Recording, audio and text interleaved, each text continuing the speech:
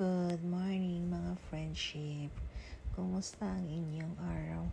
Ako po ay nag-grocery sa Pure Gold. Ayan, green na green.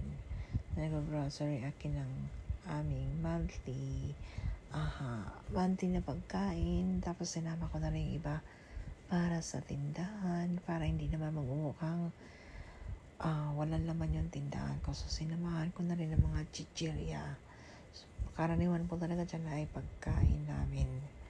So dinala po yung iba sa boarding house ng anak ko para meron siyang weekly na pagkain.